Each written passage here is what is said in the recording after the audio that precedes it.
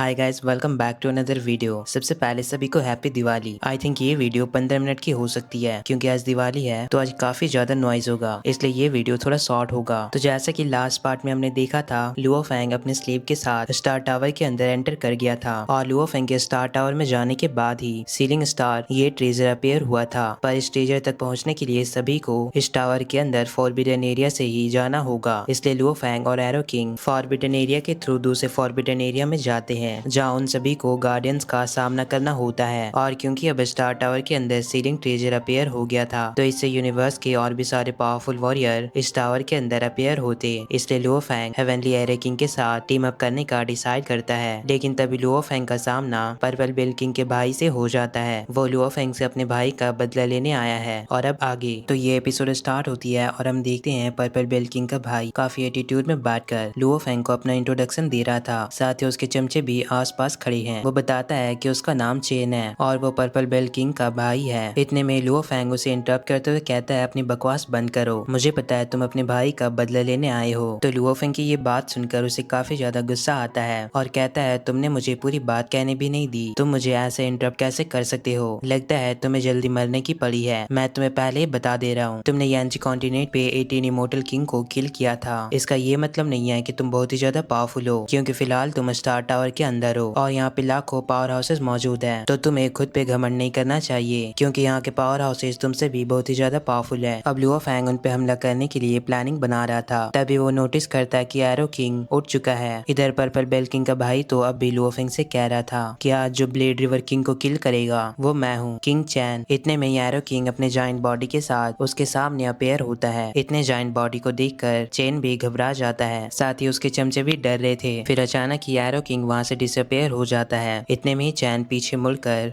Arrow king पे हमला करता है, पर एरो किंग उसके अटैक को बड़ी आसानी से ब्लॉक कर लेता है। साथ ही वो किंग चैन को अपने हाथों से ही दबोच कर नीचे फेंक देता है और उसे कुचलने ही वाला था, लेकिन फिर वो अपने एरो अटैक से उस पे हमला करता है और कहता है, जो कोई भी मेरे मास्टर की इंसल्ट करेगा उसका यही हाल होगा। जो कोई भी मेरे मास्टर के बारे में कुछ बोला उसे मैं किल कर दूंगा। अब एरो किंग से किंग चैन के बाकी चमचे डर रहे थे। आर्मर के अंदर हम देखते हैं कैपिबारा यानी एरो किंग किंग चैन को सबक सिखाने के बाद काफी प्राउड फील कर रहा था कि वो अपने मास्टर के इंसल्ट का बदला ले लिया। पर जैसे ही वो अपना चेहरा मिरर पे देखता है तो वो ये देखकर दंग ही रह जाता है, क्योंकि last time arrow king Luo Feng के साथ फ्लाई करते हुए अचानक ही सो गया था। तो बबाता एरो किंग को सबक सिखाने के लिए उसका ये हाल कर दिया है। बबाता ने तो पूरी इसकी मेकअप कर दिया है। ये सब जानकर अतुका काफी ज्यादा खुश होती है, पर बबाता तो एरो किंग की बात को सुनकर काफी ज्यादा सीरियस होती है, क्योंकि उसे नहीं लगता था कि एरो किंग जो कि इतना ज्यादा लेजी है वो हर बात बात पर सो जाता है। बस एरो किंग अपने मास्टर के बारे में बुरा भी नहीं सुन सकता, वो अपने मास्टर से इतना ज्यादा लॉयल है। आगे हम देखते हैं किंग चैन जो कि मारा गया था उसकी बॉडी डिसअपेयर हो जाती है और अब एरो किंग उनके बचे हुए चमचों पे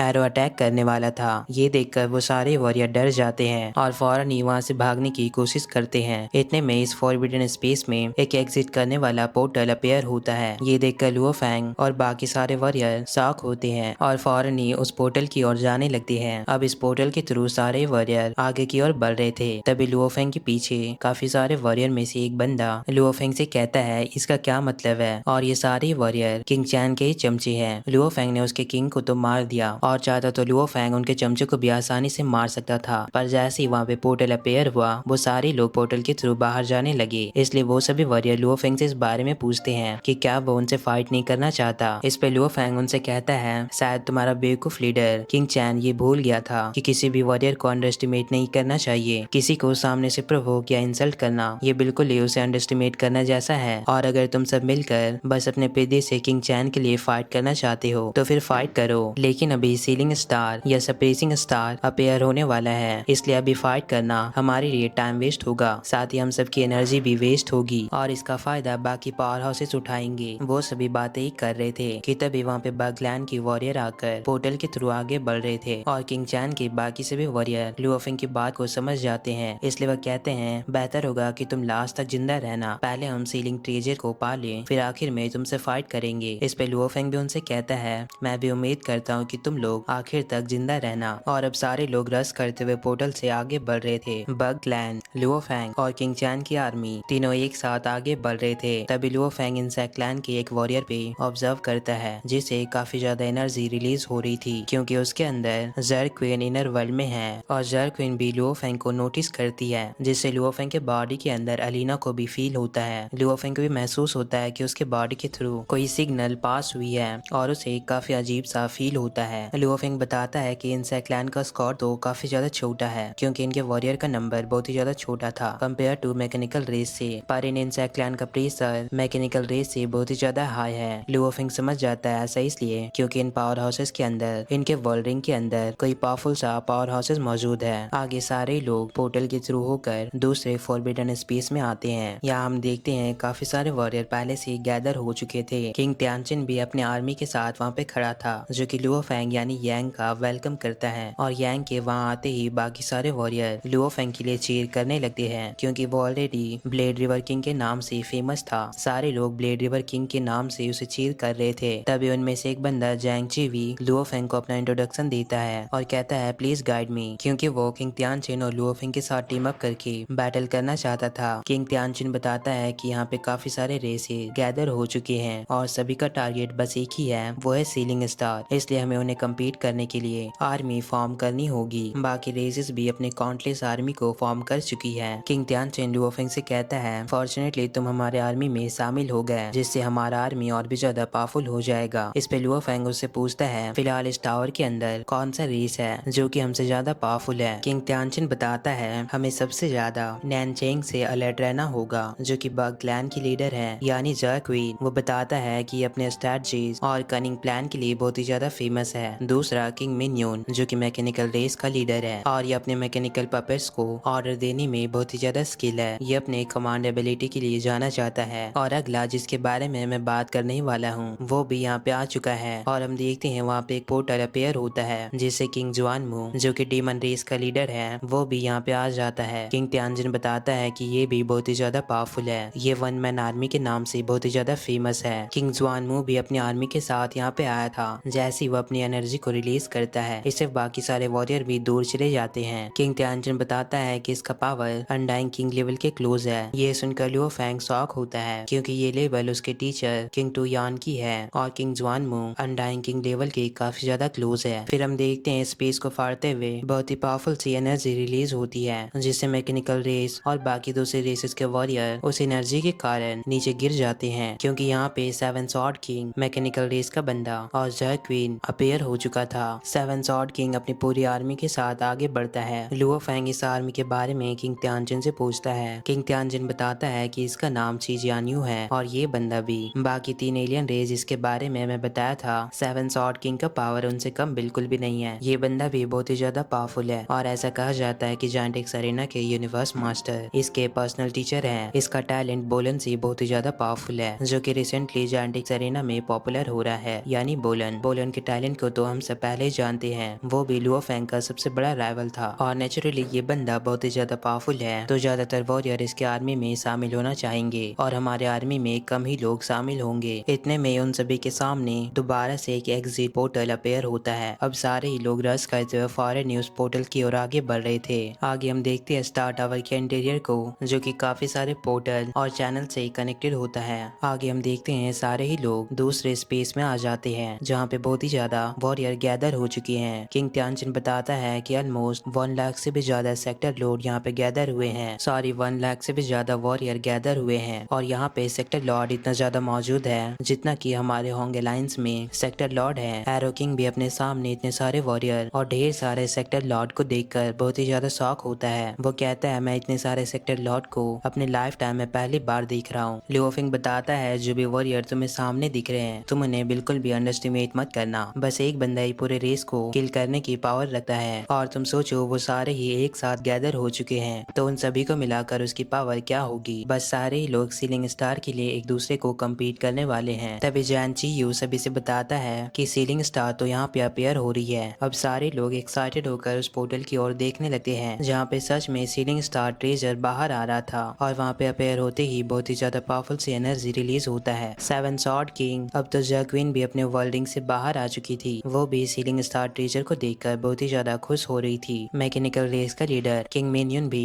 अपने आर्मी को गाइड कर रहा था कि हमें अपने प्लान के मुताबिक ही बैटल करना है। लुओफिंग बताता है यहाँ पे 1 लाख अनडाइंग वॉरियर मौजूद है और मुझे नहीं पता कि किसके पास कितना टेरिफाइंग पावर है और हम बस अपने कुछ आर्मी पे डिपेंड होकर इन सभी को अंडरस्टिमेट नहीं कर सकते। हमें सीलिंग स्टार को कम्पीट करने में इन सभी पावरफुल पावर हाउसेस का सामना करना होगा और आई थिंक ये हमारे लिए बहुत ही ज्यादा डिफिकल्ट होगा। इस पे किंग त्यानचिन कहता है घबराओ नहीं, हमारे और भी अलाइज यहाँ पे आ चुके हैं। तभी उनके सामने एक दूसरा बंदा किंग की वो अपेयर होता है। वो भी अपनी पूरी आर्मी के साथ। वो बताता है कि वो अपने आर्मी को गाइड कर चुका है और उसकी आर्मी में 1000 ऑफ वॉरियर ज्वाइन हुए हैं। इस पे किंग त्यानचिन उससे थैंक्स कहता है। फिर किंग त्यानचिन उन सभी आर्मी से कहता है कि हमारा मेन मकसद है सीलिंग स्टार को हासिल करना और क्योंकि यहाँ पे यूनिवर्स के सारे रेसेस गैदर हो चुके हैं इसलिए सीलिंग स्टार को अचीव करना, इसके लिए हम सभी को साथ मिलकर काम करना होगा तभी ऐसा पॉसिबल है। इसलिए हम लोग टेम्पोररी एक अलायंस फॉर्म कर रहे हैं जिससे सभी को फायदा होगा और अगर हम सब ने सीलिंग स्टार को अचीव कर लिया तो बाद में जाकर उसके ट्रेजर को डिवाइड कर लेंगे। इस पे वो बंदा किंग की वो त्यानजिन से पूछता है अगर हम अलायंस फॉर्म करके सीलिंग स्टार को ले भी ले तो फिर वो सीलिंग स्टार बाद में किसके पास जाएगा। ये सुनकर उसकी आर्मी कंफ्यूज हो जाती है। इस पे त्यानजिन कहता है हमें फिलहाल अलायंस बनाकर ही सीलिंग स्टार को हासिल करना होगा और अगर किसी ने भी अलायंस में रहकर धोखा देने की बात की तो मैं किंग त्यानचिन उसे फौरन ही किल कर दूंगा। अब सारे ही लोग किंग त्यानचिन के इस बात से एग्री हो जाते हैं। सब काफी ज्यादा खुश हो रहे थे। किंग त्यानचिन बताता है कि वो 100 स्क्वाड फॉर्म करेगा जो कि 10 टीम में डिवाइडेड होंगे। लुओ फेंग मनी मन कहता है कि किंग त्यानचिन बस अपने कुछ वर्ड से ही इतनी बड़ी आर्मी को यूनाइट कर लिया। किंग त्यानचिन के पास तो लीडर की स्किल है। इधर जैसे ही वो सीलिंग स्टार बाहर आ रहा था उसकी एनर्जी और भी ज्यादा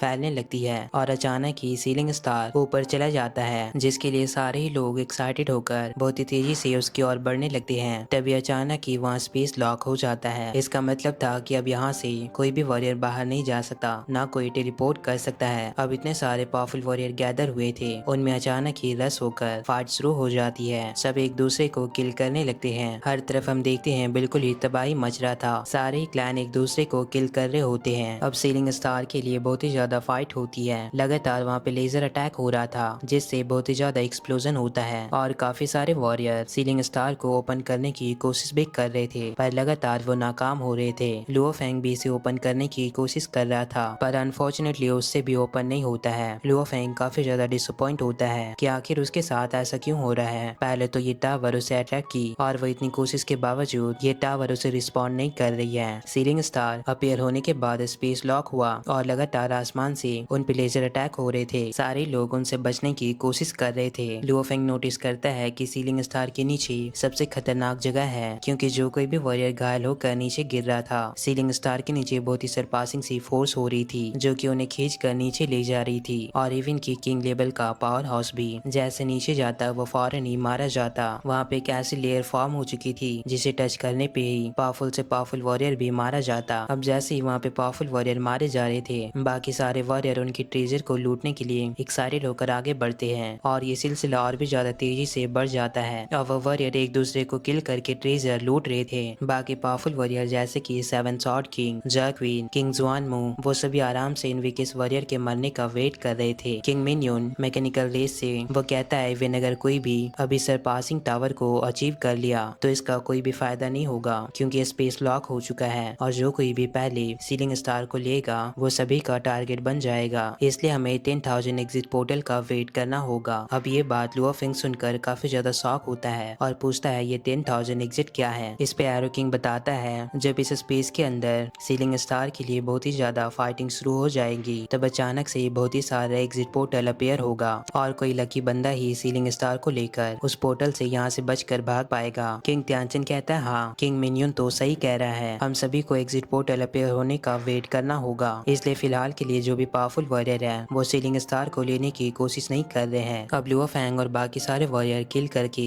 दूसरे पावरफुल वॉरियर के ट्रेजर को लूट कर रहे थे। लुओ फेंग बताता है कि वो बस कुछ मिनट के अंदर बिलियंस ऑफ वेल्थ का ट्रेजर लूट लिया और ऐसे ही ये बैटल कंटिन्यूअसली चलता रहता है। तभी आती है एक ट्विस्ट। अचानक ही किंग मिन्यून सभी से कहता है कि सीलिंग स्टार को लेना तो मेरा सेकेंडरी प्लान था, मेरा प्राइमरी गोल गोल है 7 स्वॉर्ड किंग को किल करना और वो एक फॉर्मेशन बनाकर अपनी सारी आर्मी के पावर को कंबाइन करके 7 स्वॉर्ड किंग पे हमला करता है। इस लेजर के कांटेक्ट में जितने भी वॉरियर आ रहे थे कुछ ही पल में मारे जाते हैं। किंग त्यानचेन और लुओ फेंग भी शॉक थे। किंग त्यानचेन कहता है कि ये किंग मिनियन की डिसइंटीग्रेशन टावर है, ये टावर बहुत ही ज्यादा पावरफुल है। इधर 7 स्वॉर्ड किंग तो बिल्कुल भी घबरा नहीं रहा था। किंग त्यानचेन कहता है इस बार तो मैकेनिकल रेस काफी बुरी तरह पिटने वाली है, या फिर अगर उनका प्लान वर्क किया तो वो 7 स्वॉर्ड किंग को किल कर देंगे, क्योंकि 7 स्वॉर्ड किंग मैकेनिकल रेस की टारगेट लिस्ट पे 3rd नंबर पे आता है। किंग मिनियन बताता है अगर हमने अपने टारगेट लिस्ट को सक्सेसफुली कंप्लीट कर लिया तो हमें बहुत ही ज्यादा रिवॉर्ड मिलेगा। साथ ही वो कहता है हमारे टारगेट लिस्ट पे नंबर 1 पे है लुओ फेंग। अनफॉर्चुनेटली वो यहाँ पे मौजूद नहीं है, वरना हम उसे सबसे पहले किल करते। पर लुओ फेंग तो इन सभी के सामने है, पर यांग बनकर। किसी को पता नहीं कि यांग ही लुओ फेंग है। तभी किंग के वो लुओ फेंग से कहता है 7 स्वॉर्ड किंग तो बड़ी आसानी से मैकेनिकल रेस को डिफीट कर देगा, क्योंकि केवल उसके पास हेवी ट्रेजर ही नहीं जैसे कि 7 स्वॉर्ड किंग और वाइट ग्रिप्स भी है। साथ ही ऐसा भी कहा जाता है कि इसके पास सबसे पावरफुल सुपर इनहेरिटेंस है। अब 7 स्वॉर्ड किंग अपनी आर्मी को ऑर्डर देता है। उसकी पूरी आर्मी एनर्जी को रिलीज करते हुए हमला करने के लिए तैयार हो जाती है। तभी 7 स्वॉर्ड किंग अपने ट्रेजर को बाहर निकालता है। लुओ फेंग उसे देखकर शॉक होता है, क्योंकि वो बीस्ट गॉड स्टेच्यू से बहुत ही ज्यादा सिमिलर था। किंग त्यानचेन कहता है कि first time 7 sword king golden pool को शो कर रहा है। फिर 7 स्वॉर्ड किंग की गोल्डन पूल बड़ी आसानी से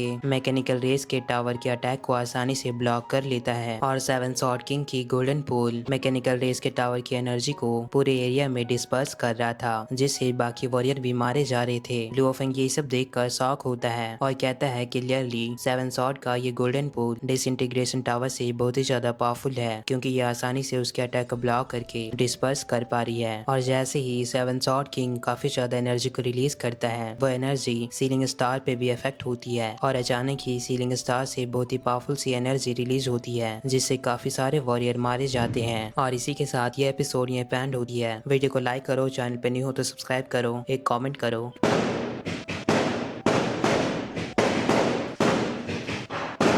और happy Diwali. For more updates, subscribe to our channel, click the show links and enjoy watching the videos.